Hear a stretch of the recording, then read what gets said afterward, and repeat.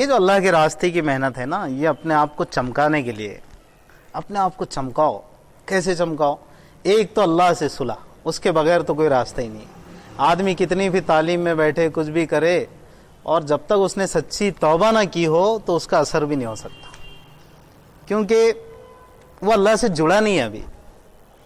اور یہ اللہ سے جوڑنے ہی کی محنت ہے، وہ اسی لیے تو ہے نا کہ تنہائی میں تھوڑا سا کونا پکڑ کر معافی تلافی کر لو۔ اب تعلیم میں بیٹھو تو میں آپ کو پوری ذمہ داری سے کہہ رہا ہوں، آنسو نہ چھلکے تو دیکھ لینا۔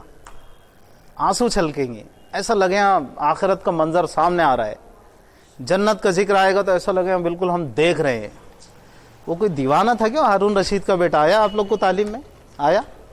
پڑھے ہوں گے نا؟ ہاں، پھر وہ ایسے اللہ والے ہوئے جو ایسا دیکھا کرتے تھے اپنی آنکھوں سے۔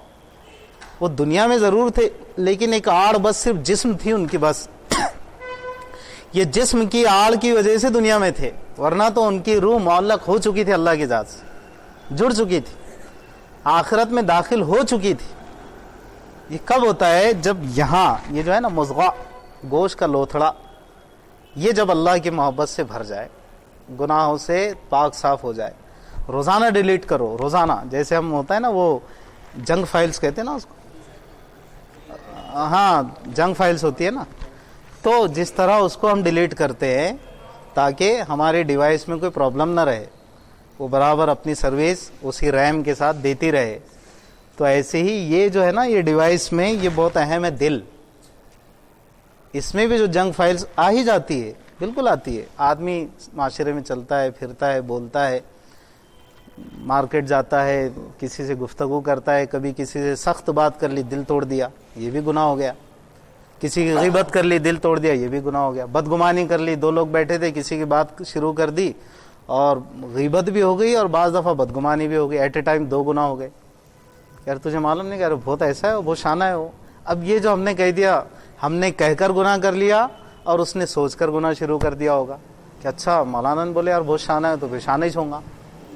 اب مولانا بھی گنہگار بنے اور جس نے شانہ سنا اور سوچتا رہا وہ شانہ ہے، وہ شانہ ہے، وہ شانہ ہے، نہیں سوچا تو جب بھی وہ شخص سامنے آئے گا تو ذہن میں تو آئے گا کہ یار مولانا بولے تو یہ شانہ ہے۔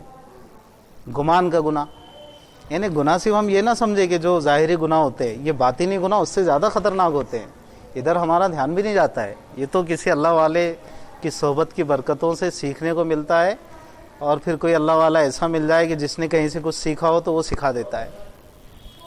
تو اب یہ سب جو گناہ جب تک چلتے رہیں گے تو پھر کہاں، جب وائرس ہو سسٹم میں تو سسٹم کہاں سے کام کرے گا؟